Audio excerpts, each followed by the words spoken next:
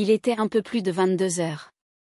Le salon n'était éclairé que par la lumière douce de la lampe près du canapé. J'étais assise, jambes croisées, une coupe de vin rouge à la main.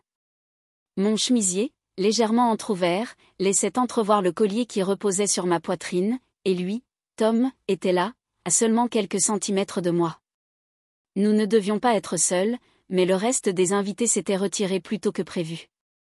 Le dîner entre amis s'était terminé calmement, et pourtant, ce qui flottait entre lui et moi n'avait rien de calme. Tom était le fils du collègue de mon frère. Un regard perçant, une voix grave et posée, trop jeune pour moi, beaucoup trop jeune. Mais, depuis qu'il était arrivé ce soir-là, quelque chose chez lui me dérangeait, ou me troublait, sa façon de me regarder, de me répondre, comme s'il savait, comme s'il lisait en moi ce que je n'osais pas montrer. Je me souviens de ce moment précis où il s'est penché pour attraper son verre, effleurant ma cuisse de manière involontaire, ou volontairement involontaire. Je n'ai pas bougé. Mon cœur, lui, s'est emballé. Vous ne souriez jamais très longtemps, vous avez remarqué, a-t-il dit, son regard planté dans le mien. Je n'ai pas su quoi répondre. J'ai juste ri doucement en haussant les épaules. Mais il n'a pas reculé. Il est resté là, trop près, et moi, je n'ai pas bougé non plus. C'était ce genre de silence dangereux, suspendu, où tout pouvait arriver. Et moi, Céliane, 49 ans, réputée pour mon contrôle, je sentais ce contrôle s'effriter lentement, doucement, délicieusement. Car, au fond, ce n'était pas nouveau. Depuis plusieurs semaines, chaque fois que je croisais Tom à un événement ou lors de dîners familiaux, il s'arrangeait pour être près de moi, toujours un peu plus près, et moi, je prétendais ne pas voir. Mais ce soir-là, il n'y avait plus rien à prétendre. Il s'est redressé, s'est calé contre le dossier du canapé, tourné légèrement vers moi. « Je crois que vous vous ennuyez. »« Et toi, tu crois que tu me connais, pas encore » a-t-il murmuré. Un frisson m'a parcouru. Ce n'était plus une tension floue, c'était devenu une ligne fine, brûlante, qu'il suffisait de franchir. Et dans ce silence, avec sa main posée nonchalamment sur sa cuisse, si près de la mienne, j'ai senti que cette soirée allait devenir un point de non-retour. Je n'avais jamais aimé les jeux de regard, trop risqués, trop révélateurs. Mais ce soir-là, je ne pouvais pas m'en détourner. Le sien me tenait, me dénudait d'une manière que je n'avais pas connue depuis des années. Il n'y avait ni arrogance, ni insistance déplacée, seulement une intensité calme, presque douce, mais terriblement déstabilisante.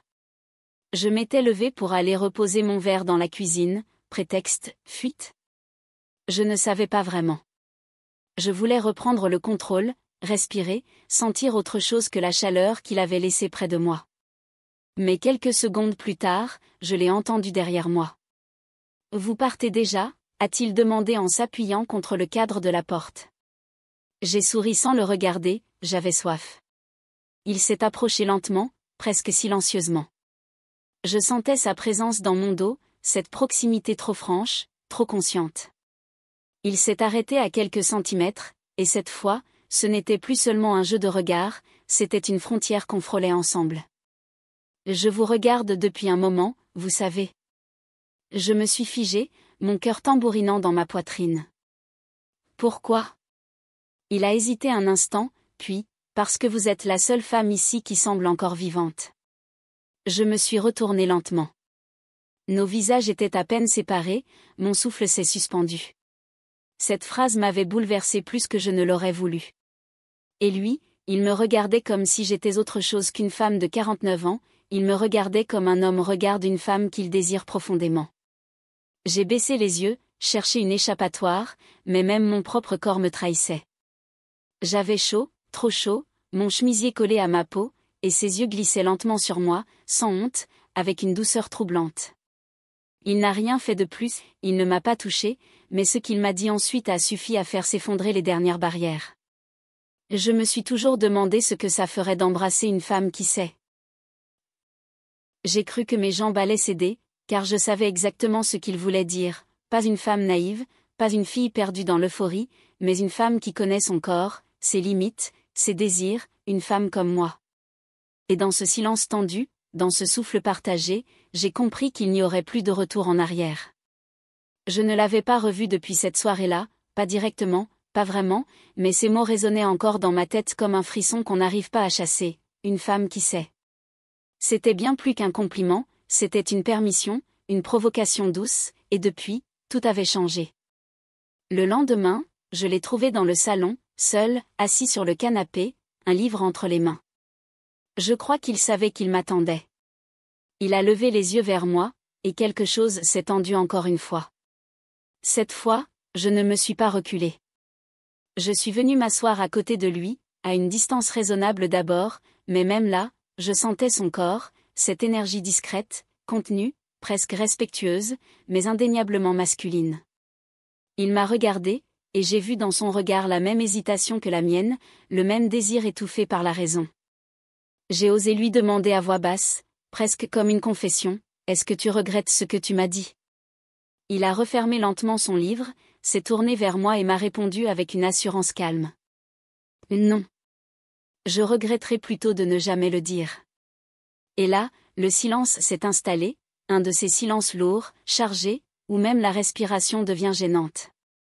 Je n'avais plus 40 ans, je n'étais plus mère, je n'étais plus la femme adulte censée avoir toutes les réponses. J'étais juste une femme qui frissonnait sous un regard. Puis, il a levé la main, lentement, comme s'il me demandait la permission. Il a effleuré mes cheveux, juste là, près de mon oreille. Ce n'était pas un geste anodin, ce n'était pas un jeu, c'était un contact simple, mais chargé de tension. Et dans ce geste-là, j'ai tout senti, la retenue, le trouble, le respect et le désir. Je ne l'ai pas repoussé. Et vous, avez-vous déjà vécu une situation où les émotions, l'âge ou les circonstances rendaient tout interdit? Avez-vous déjà été attiré par quelqu'un que vous n'auriez jamais dû désirer? Racontez-moi en commentaire anonymement ou non, ces histoires sont plus fréquentes qu'on ne le croit. Je ne sais pas combien de temps nous sommes restés là à se regarder, assez longtemps pour que le monde autour s'efface, assez longtemps pour que ce qui semblait impensable devienne inévitable. Tom s'est rapproché lentement, comme s'il attendait que je l'arrête, mais je n'ai pas bougé, je n'ai pas dit un mot. Sa main a frôlé mon bras, puis elle s'est posée sur ma main, sans forcer, sans rien imposer. Son contact était chaud, presque timide, mais présent, et moi, je sentais chaque battement de mon cœur dans le creux de ma poitrine, comme s'il s'apprêtait à s'enfuir. « Tu veux que je parte ?» a-t-il murmuré, les yeux plongés dans les miens. Je ne savais pas quoi répondre, alors j'ai baissé les yeux, et ce silence-là a parlé pour moi. Non, je ne voulais pas qu'il parte. J'aurais pu mentir, dire que c'était une erreur, un malentendu, mais je ne l'ai pas fait, parce qu'au fond, je n'avais jamais été aussi consciente de moi-même. Il a bougé légèrement, s'est tourné vers moi, ses genoux presque contre les miens. J'ai senti son souffle sur ma joue. C'était si proche, si intime, et pourtant rien n'était encore arrivé, juste cette proximité, cette attente insoutenable. Ma main a glissé sur sa cuisse, un geste minime, mais lourd de sens, et à cet instant, il n'y avait plus de barrière entre nous. Il a penché la tête doucement, et ses lèvres ont effleuré ma tempe, puis ma joue. J'ai fermé les yeux. J'ai senti le monde tourner plus lentement. Il n'y avait pas de brusquerie, pas de hâte, juste une exploration lente, retenue, attentive, comme si nous savions tous les deux que ce moment resterait gravé, comme s'il fallait le vivre centimètre par centimètre. Ma main s'est perdue dans sa nuque, je l'ai attirée un peu plus près, et quand nos lèvres se sont enfin touchées, j'ai su que je ne pourrais plus revenir en arrière. Ce n'était pas juste un baiser, c'était une faille ouverte, une brèche dans ma vie ordonnée, et je ne l'ai pas refermée, je n'ai pas reculé, je n'ai même pas pensé à le faire. Ses lèvres étaient là, sur les miennes, et je me suis abandonnée, pas comme on cède à une tentation, mais comme on revient chez soi après s'être longtemps perdu. Tom ne pressait rien. Chaque geste venait de lui-même, comme s'il m'écoutait sans que je dise un mot. Sa main sur ma taille, hésitante, respectueuse, m'a bouleversée davantage que n'importe quelle caresse directe. Je me suis levée, lui aussi, et on s'est regardés, debout, à un souffle l'un de l'autre, dans le silence du salon. Je l'ai vu me regarder vraiment, comme une femme qu'il voulait, qu'il désirait, pas malgré mon âge, mais peut-être à cause de ce que je dégageais, de ce que je représentais. Je me suis tournée sans un mot, et il m'a suivi jusqu'au couloir. Mes pas étaient lents, mais décidés. Arrivé devant ma chambre, j'ai posé la main sur la poignée et je me suis arrêtée. J'ai senti sa présence dans mon dos, son souffle court. J'ai fermé les yeux. Tu veux, a-t-il commencé, mais je l'ai interrompu. Je me suis retournée, j'ai pris sa main, et je l'ai simplement fait entrer. Il n'y a pas eu de mots ensuite, pas tout de suite, juste nos gestes, nos regards, nos souffles. Je ne sais pas si c'était l'ivresse de l'interdit, le besoin de se sentir vivant, ou simplement une faille dans le temps, mais chaque chose en lui m'attirait, son odeur, sa peau chaude, cette manière de me toucher comme s'il découvrait un monde nouveau. Je me suis sentie belle, désirée, vivante et libre, libre enfin de laisser parler mon corps, mes envies. Quand il a posé ses lèvres sur ma poitrine, lentement, comme s'il voulait en comprendre le sens plutôt que s'en emparer, j'ai senti quelque chose craquer à l'intérieur. Ce n'était plus une histoire de raison, ni de convenance, c'était nous. Et dans ce lit, au cœur de cette nuit suspendue, il n'y avait plus ni jeune ni vieux, juste deux êtres en manque de vérité, de tendresse, d'un peu de folie. Le matin est arrivé sans prévenir, comme une gifle douce, mais inévitable. Le soleil filtrait à travers les rideaux, timide, comme s'il savait qu'il n'était pas à sa place ici, dans cette chambre où rien n'aurait dû arriver. Je me suis réveillée avant lui. Tom dormait à côté de moi, le torse nu, les cheveux en bataille, paisible, presque fragile. Il avait ce calme de ceux qui n'ont pas encore été brisés par la vie, ce calme que j'avais perdu quelque part entre mes années de mariage et les responsabilités accumulées. Je l'ai regardé longtemps, peut-être pour graver cette image, peut-être pour me convaincre que je n'avais pas rêvé. Son bras m'entourait encore inconsciemment, et sous la couverture, nos jambes se frôlaient toujours. J'aurais pu me lever, faire comme si, reprendre ma distance, mais une question tournait en boucle dans ma tête, qu'est-ce que je venais de faire, et surtout, pourquoi est-ce que je n'avais aucun regret? Je me suis penchée vers lui, j'ai embrassé son épaule nue. Il a ouvert les yeux lentement, m'a souri, ce sourire doux, sincère, sans une once de culpabilité. « Tu vas bien ?» a-t-il murmuré. J'ai hoché la tête sans répondre, parce que je ne savais pas vraiment quoi dire.